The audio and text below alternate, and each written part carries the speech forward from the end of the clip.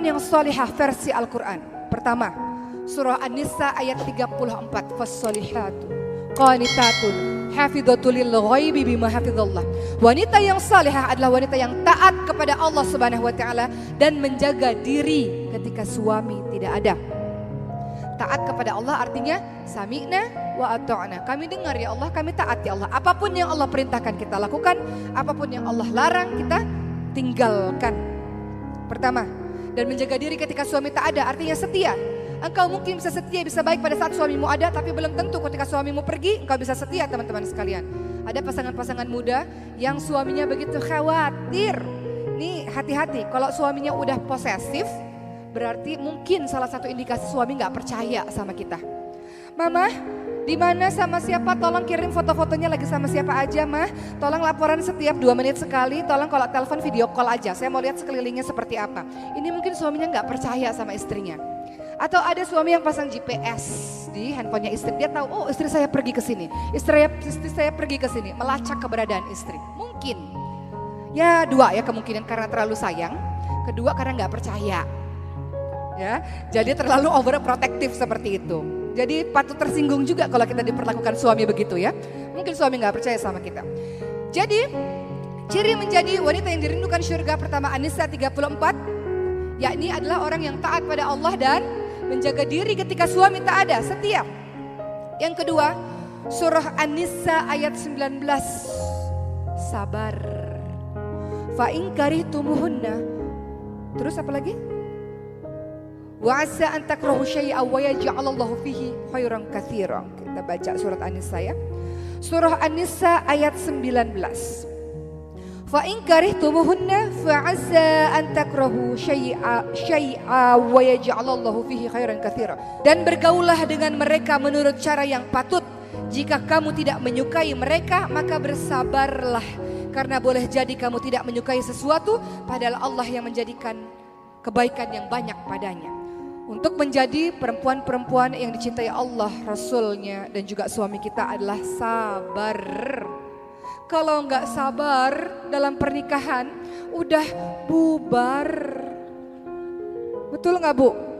Kalau nggak sabar, udah bubar dari awal. Jadi kalau ada orang yang bilang, Boki kasih saya dong nasihat pernikahan. Saya juga pernikahannya baru sebentar, tapi mungkin saya bisa kasih beberapa nasihat. Apa itu? Sabar, sabar, sabar, sabar, sabar. Bener gak Bu? Ibu-ibu yang sudah berumur pernikahannya puluhan tahun, sabar. Anak-anak yang baru menikah di awal-awal pernikahannya, kenapa banyak bubar? Gak sabar. Bener Bu? Emang begitu, gak ada cara lain. Ini Al-Quran yang nyuruh kok. Pergaulilah pasanganmu dengan cara yang baik. Terus kalau ada apa-apa yang kamu gak suka, sabar. Udah gak ada kata lain, sabar. 2 orang disatukan dari pengalaman hidup berbeda, keluarga yang mungkin berbeda, pendidikan mungkin berbeda, semuanya berbeda. Ya, kita bukan cari persamaan, kita cari yang bisa saling melengkapi. Saya cerewet, situ pendiam. Ya, saya boros, situ hemat. Gitu, saling melengkapi satu sama lain, ya sabar. Kenapa kata Rasulullah banyak perempuan-perempuan yang masuk ke dalam nerakanya Allah? Karena mereka ketika ngelihat suaminya buat salah satu aja, perempuannya, istrinya mengatakan, suamiku, aku tidak pernah melihat kebaikan apapun dalam dirimu. Semuanya buruk dan diungkit-ungkit semua kesalahan yang lalu. Ini perempuan kadang kalau suka berantem, berantemnya masalahnya yang A, tapi diungkit semua yang kemarin. Suami buat salah satu, hilang semua kebaikannya. Itulah kata Rasulullah, banyak perempuan-perempuan masuk ke dalam nerakanya Allah karena apa? Suami cuma punya satu salah, tapi seakan-akan kesalahannya semuanya. Itulah istri yang gak pernah bersyukur kepada sang suami. Jadi nomor 2, ciri dari perempuan yang solihah adalah surah An-Nisa ayat 19, yaitu sabar dan berbuat baik kepada pasangan. Ciri yang ketiga, perempuan-perempuan yang solihah adalah dalam surah Al-Ahzab ayat 30 ketiga, yaitu perempuan-perempuan yang betah di rumah, gak suka keliaran kemana-mana. Kalimatnya adalah waqorna fi buyutikunna. Perempuan-perempuan paling baik adalah memang di lantai rumahnya sendiri. Banyak perempuan-perempuan di luar sana, kalau di sini kan solehah semua, betah di rumah. Tapi kalau perempuan-perempuan di luar sana, di rumah itu pusing, stres kalau di rumah. Ini belakangnya ini panas kalau di rumah itu. Jadi hobinya suka keluar keliaran. Dan kalau pergi tuh nggak laporan, nggak izin maksud saya, tapi laporan. Bedakan antara izin dan laporan. Pak, saya lagi di mall nih, lagi jalan-jalan. Udah ya Pak, kan yang penting saya udah ngasih tahu sama teman-temannya 2 jam 3 jam. Lagi nongkrong-nongkrong aja, minum-minum kopi. Itu namanya laporan atau minta izin? Laporan, bedakan minta izin sama laporan. Ibu sebelum keluar rumah izin dulu, boleh nggak? Kalau udah di mall ya suaminya bilang nggak boleh ya gimana udah di mall. Ya, jadi bedakan antara izin dan laporan. Sebelum keluar rumah harus minta izin dulu. Jadi ciri yang ketiga, perempuan-perempuan yang solehah adalah waqorna fi buyutikunna, betah di rumah. Boleh nggak keluar rumah? Boleh, dengan syarat dan ketentuan berlaku, yaitu adalah mendapatkan izin dari sang suami. Janjinya Pak izin ya 2 jam ya 2 jam. Jangan nambah-nambah jamnya. Ini izinnya majelis taklim, tapi sekalian habis itu arisan. Sekalian habis itu nggak tahu lagi pergi kemana. Ya kalau izinnya majelis taklim ya majelis taklim, selesai nih kajian pulang ke rumah. Ya, kecuali izinnya memang udah dengan yang lain-lain gitu. Waqorna fi buyutikunna, banyak di rumah teman-teman sekalian. Kemudian ciri perempuan-perempuan yang solehah yang berikutnya adalah dalam surat Al-Hujurat ayat 12. A'udzubillahi minasyaitonir rajim. Ya ayyuhalladzina amanu jtanibu katsiran minadh-dhonn inna ba'dadh-dhonni itsmun wa la tajassasu wa la yaghtab ba'dukum ba'dha. Ayuhibbu ahadukum ayyakula lahma akhihi maitan fakarihtumuh. Wahai orang-orang yang beriman, Ibu orang-orang beriman bukan? Teman-teman sekalian yang masih muda orang-orang beriman bukan? Ya, kalaupun belum nikah ini adalah pelajaran pranikah ya teman-teman sekalian ya. Kan banyak yang muda-muda, waduh aku belum nikah dikasih materi suami-suami istri-istri begini. Ini adalah materi pranikah. Apa yang dikatakan dalam surah Al-Hujurat ayat 12 ibu-ibu sekalian? Wahai orang-orang yang beriman, jauhilah kebanyakan dari prasangka. Karena sebagian dari prasangka adalah dosa. Tuh yang suka suuzon, dikit-dikit suuzon, dikit-dikit suuzon. Suami pulang telat suuzon, suami gak ngabarin suuzon. Ini khususnya pada pernikahan muda tuh begitu. Dikit-dikit suuzon. Jauhilah kebanyakan dari prasangka karena sebagian prasangka adalah dosa. Jangan cari-cari kesalahan dan jangan menggunjing. Orang-orang yang seperti ini adalah orang-orang yang seperti memakan bangkai saudaranya sendiri. Contoh, suami pulang kerja, pergi ke kamar mandi. Dia ke kamar mandi, handphonenya sama siapa? Chatting sama siapa? Instagramnya follow siapa? Tuh kan DM sama siapa? Tuh kan masih DM sama mantannya. Udah aku bilang blok gak di blok juga. Suuzon. Suamiku sama siapa tadi ketemunya? Dicek bertemannya sama siapa aja. Dicek teman-temannya siapa aja di phone number itu kan ada kan kontaknya. Sama siapa aja gitu. Suuzon. Cari-cari kesalahan terus menggunjing. Kan kadang majelis itu bukan cuma majelis taklim, tapi ada majelis gibah. Ngomongin orang. Tahu nggak? Tapi jangan cerita sama siapa-siapa ya. Ini rahasia cuma buat kamu aja loh. Ceritalah. Terutama cerita tentang suami sendiri. Suamiku tuh itu ya Allah. Kok bisa ya saya dapat suami kayak gitu. Tapi kamu jangan cerita sama siapa-siapa ya. Aku tuh cuma cerita sama kamu. Nanti temennya yang ini cerita sama temen yang lainnya. Kamu jangan cerita sama siapa-siapa ya. Ini amanah gak boleh ceritain. Kamu tahu gak suaminya si itu. Nanti orang yang ini cerita lagi ke sana. Satu kampung tahu urusan rumah tangga gara-gara mulut istri gak dijaga. Maka ada kalimat di dalam Al-Quran. Ini rahasia yang keberapa ini? Kelima.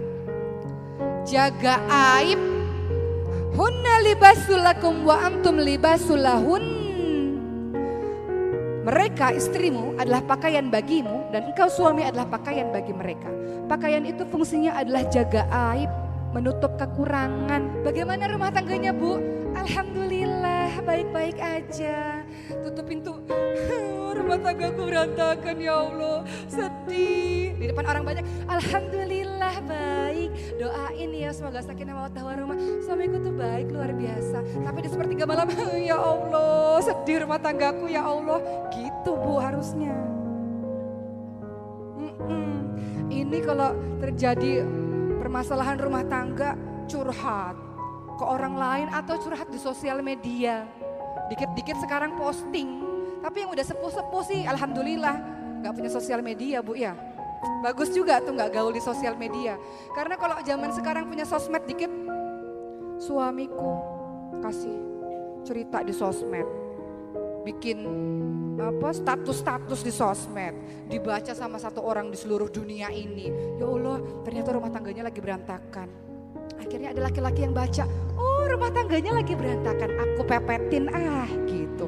Kesempatan, aku ini laki-lakiku tunggu jandamu dari dulu. Dari masa dia gadis ku tunggu jandamu, oh dia lagi ada problem, aku pepetin gitu.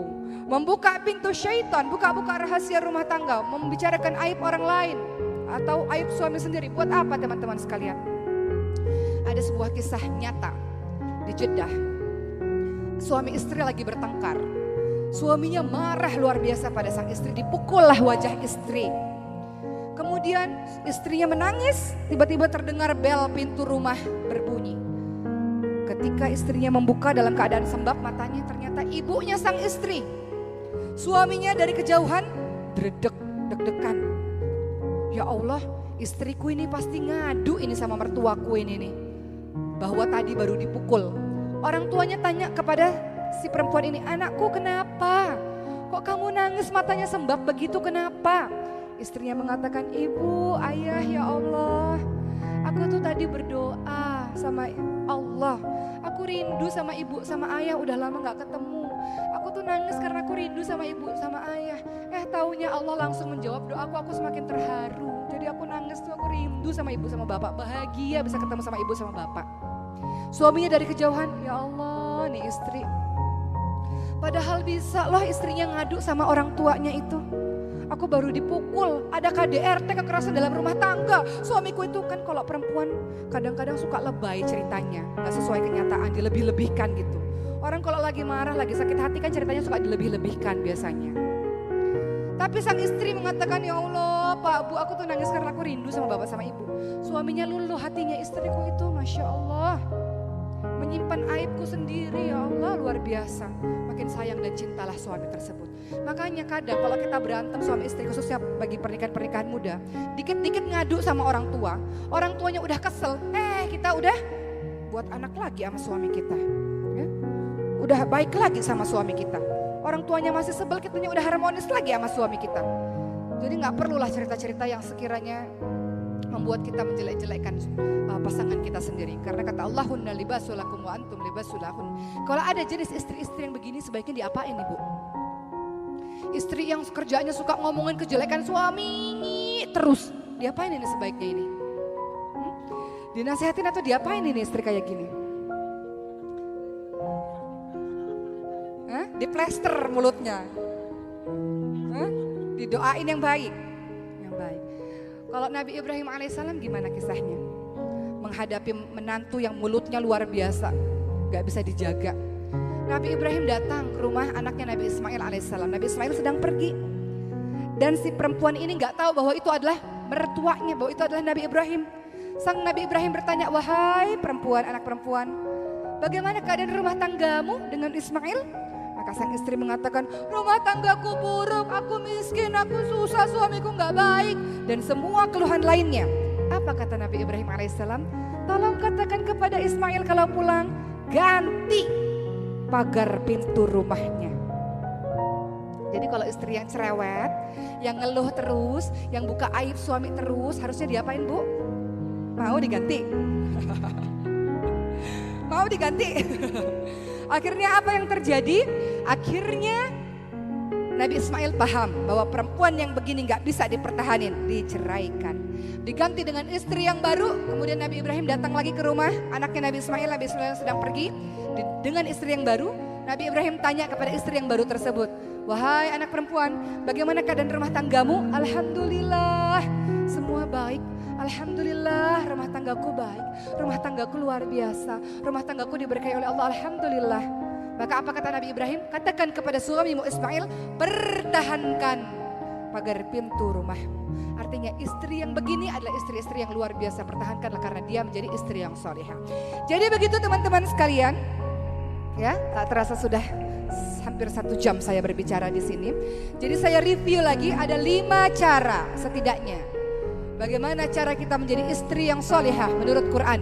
Yang pertama adalah An-Nisa ayat 34, yakni perempuan-perempuan yang taat pada Allah dan perempuan-perempuan yang setia. Kedua adalah sabar. An-Nisa ayat 19, sabar. Kalau engkau tidak suka pada sebuah perkara, Allah akan jadikan yang lain yang baik, banyak kebaikan dengan dirinya insya Allah. Kemudian yang ketiga adalah banyak-banyak di rumah, jangan keluar rumah kalau tak perlu, surah Al-Ahzab ayat 33. Yang keempat, jangan engkau suuzon, jangan engkau cari kesalahan, jangan engkau menggunjing dalam surah Al-Hujurat ayat 12. Dan yang kelima, jaga aib suami. Dengan begitu engkau menjadi perempuan